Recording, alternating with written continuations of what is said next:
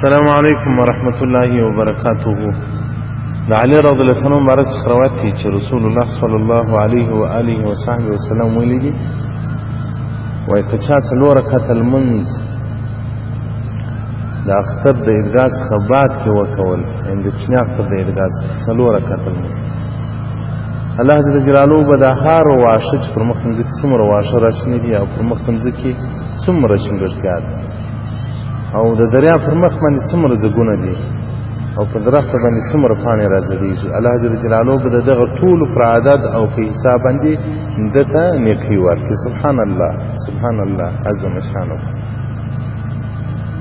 نو پر مخ مځکې واښه موږ نه دي، موږ ته حساب نه رامعلومېږي، نه د چا په طاقت سته او د اوبو ځګونه بیا چاته نه ورمعلومېږي د الله څخه سوا، او د درختو پاڼې تاسې فکر وکړئ پر مخ مځکې به څونه اشجار څومره درختې وي، وی انسان تا ته په دې څلور رکعتو باندې الله دا دومره عظیم مقام درکوي، نو بیا ته ولې دا لمونځ نه کوې؟ څلور رکعته لمونځ د نفلو په نیت د عیدګاه څخه چې خلک رالل، د اختر د لمانځه څخه چې خلک رالل، دغه څلور رکعته نفل کور وکړي، ښځه یې هم کور وکړي، نارینه یې هم کور وکړي، الله به دغه ثواب لره ورکړي.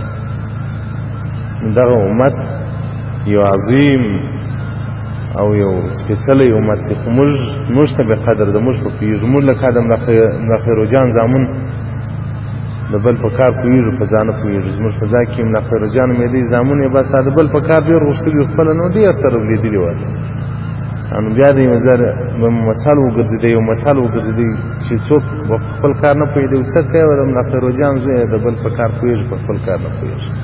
موږ خو زه لکه ملاخیروجان زامن داسې یو، د دنیا په کار پوهېږو، په دنیا پوهېږو، خو په آخرت بیا نه پوهېږو. دغه ټاکه ویلي یو، که نر یو که ښځه یو.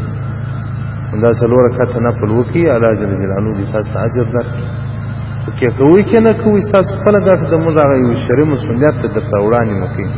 عاشن تحتوي على المراکل فلاسفه صفحه 532 کتاب الصلاة باب الصلاة العیدین. والسلام علیکم ورحمة الله وبرکاته.